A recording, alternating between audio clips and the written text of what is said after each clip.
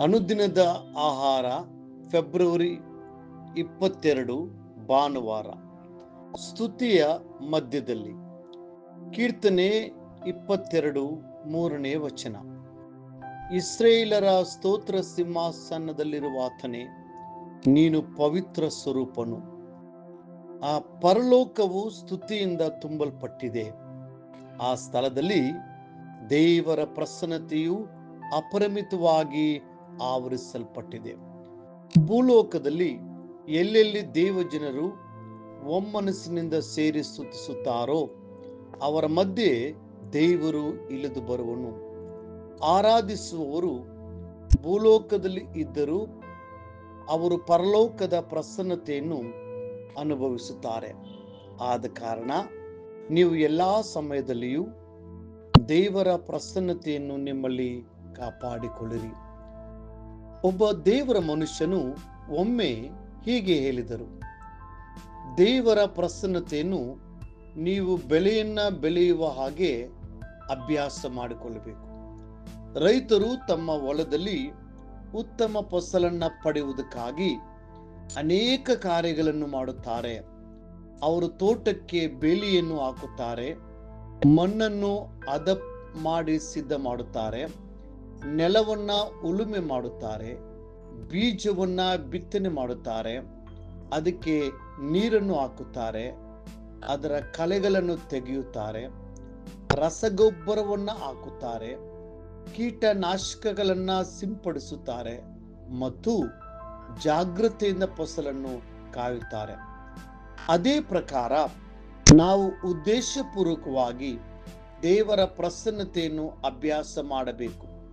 ನಮ್ಮ ಮಧ್ಯೆ ದೇವರ ಪ್ರಸನ್ನತೆ ಬರಲು ಎರಡು ಮುಖ್ಯವಾದ ಸಾಧನೆಗಳೇನೆಂದರೆ ಸ್ತುತಿ ಮತ್ತು ಕೃತಜ್ಞತೆಯಾಗಿದೆ. ಸ್ತುತಿಯು ದೇವರನ್ನ ಮಹಿಮೆಪಡಿಸುವ ಒಂದು ಪ್ರಕ್ರಿಯೆಯಾಗಿದೆ. ದೇವರು ನಮ್ಮ ಜೀವನದಲ್ಲಿ ಮಾಡಿರುವ ಕಾರ್ಯಗಳಿಗಾಗಿ ನಾವು ಸಲ್ಲಿಸುವ ಕೃತಜ್ಞತೆಯಾಗಿದೆ. ಸ್ತುತಿ ಮತ್ತು ಕೃತಜ್ಞತೆಯು ಒಂದು ಪಕ್ಷಿಗೆ ಇರುವ ಎರಡು ರೆಕ್ಕೆಗಳಾಗಿವೆ. ಸ್ತುತಿ ಮತ್ತು ಕೃತಜ್ಞತೆಯಿಂದ ನಾವು ದೇವರ ಪ್ರಸನ್ನತೆಗೆ ಪ್ರವೇಶಿಸಲು ಸಾಧ್ಯವಾಗುತ್ತದೆ. ನಾವು ದೇವರ ಸಮ್ಮುಖದಲ್ಲಿ ಪರಲೋಕದ ಸ್ಥಳಗಳಲ್ಲಿ ಆತನ ಪ್ರಸನ್ನತೆಯನ್ನ ಅನುಭವಿಸುತ್ತಾ ಅವರ ಜೊತೆ ನಡೆಯುವವರಾಗಿದ್ದೇವೆ. ದೇವರ ಪ್ರಸನ್ನತೆಯನ್ನು ಅಭ್ಯಾಸ ಮಾಡಿರುವ ದಾವೀದನು ಹೀಗೆ ಬರೆಯುತ್ತಾನೆ, ನಾನು ಯೆಹೋವನನ್ನು ಎಡೆಬಿಡದೆ ಕೊಂಡಾಡುವೆನು. ಆತನ ಸ್ತೋತ್ರವು ಯಾವಾಗಲೂ ನನ್ನ ಬಾಯಲ್ಲಿ ಇರುವುದು. ನನ್ನ ಮನಸ್ಸು ಯೆಹೋವನಲ್ಲಿ ಹಿಗ್ಗುತ್ತಿರುವುದು. ಇದನ್ನು ದೀನರು ಕೇಳಿ ಸಂತೋಷಿಸುವರು. ಕೀರ್ತನೆ 34 1-2 ವಚನಗಳು. ನೀವು ಹೀಗೆ ಕೇಳಬಹುದು, ಎಲ್ಲಾ ಸಮಯದಲ್ಲಿ ದೇವರನ್ನ ಸ್ತುತಿಸಲು ಸಾಧ್ಯವಿದೆಯಾ? ದೇವರ ಪ್ರಸನ್ನತೆಯಲ್ಲಿ ಇರುವವರೆಲ್ಲರೂ ದೇವರನ್ನು ಕೊಂಡಾಡುತ್ತಾರೆ. ದೇವರು ನಾವು ಆತನನ್ನು ಸ್ತುತಿಸಬೇಕೆಂದು ನಮ್ಮನ್ನು ಒಂದು ನಿರ್ದಿಷ್ಟವಾದ ಉದ್ದೇಶದೊಂದಿಗೆ ಸೃಷ್ಟಿ ಮಾಡಿದ್ದಾನೆ. ಆತನ ಅಪೇಕ್ಷೆಯನ್ನು ಸ್ಪಷ್ಟವಾಗಿ ತಿಳಿಸಿದ್ದಾರೆ. ನನ್ನ ಸ್ತೋತ್ರವನ್ನ ಪ್ರಚಾರ ಪಡಿಸಲಿ ಎಂದು ನಾನು ಸೃಷ್ಟಿಸಿಕೊಂಡ ಆಪ್ತ ಜನರು. ಯೆಶಾಯ 43:10ನೇ ವಚನ. ಆ ಪರಲೋಕದಲ್ಲಿ ಯಾವ ಅಡೆತಡೆಗಳಿಲ್ಲದೆ ಸ್ತುತಿಯನ್ನು ನಿರಂತರವಾಗಿ ಸಲ್ಲಿಸಲಾಗುತ್ತದೆ. ಪರಲೋಕದಲ್ಲಿ ದೇವರ ಚಿತ್ತವು ನೆರವೇರುವಂತೆ ಭೂಲೋಕದಲ್ಲಿಯೂ ನೆರವೇರಬೇಕಲ್ಲವೇ? ದಾವೀದನು ತನ್ನ ಜೀವಮಾನದಲ್ಲಿ ಹಲವಾರು ಸಮಸ್ಯೆಗಳು, ಸವಾಲುಗಳನ್ನ ಎದುರಿಸಿದ್ದಾರೆ. ಆದರೆ ಆ ಎಲ್ಲಾ ಪರಿಸ್ಥಿತಿಗಳಲ್ಲಿ ಆತನು ಹೀಗೆ ಹೇಳುತ್ತಾನೆ, ನನ್ನ ದೇವರೇ, ನನ್ನ ಪ್ರಾಣವು ಕುಗ್ಗಿ ಹೋಗಿದೆ. ಆದುದರಿಂದ ಯೋರ್ದನ್ ಹೊಳೆಯ ದೇಶ,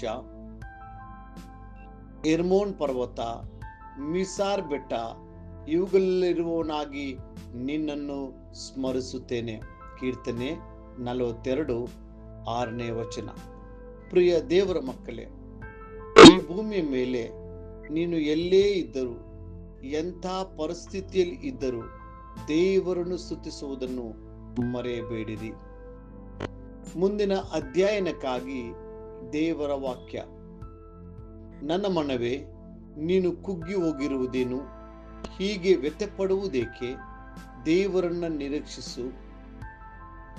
ಆತನೇ ನನಗೆ ರಕ್ಷಕನು, ದೇವರು ಆಗಿದ್ದಾನೆ.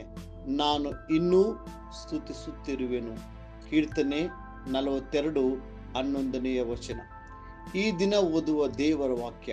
ಮುಂಜಾನೆ ಅರಣ್ಯಕಾಂಡ 3ನೇ ಅಧ್ಯಾಯ 4 ಮತ್ತು 4ನೇ ಅಧ್ಯಾಯ. ಸಂಜೆ ಮಾರ್ಕನ ಬರೆದ ಸುವಾರ್ತೆ 3ನೇ ಅಧ್ಯಾಯ 20-35. ದೇವರು ನಿಮ್ಮನ್ನು ಆಶೀರ್ವದಿಸಿ ನಡೆಸಲಿ.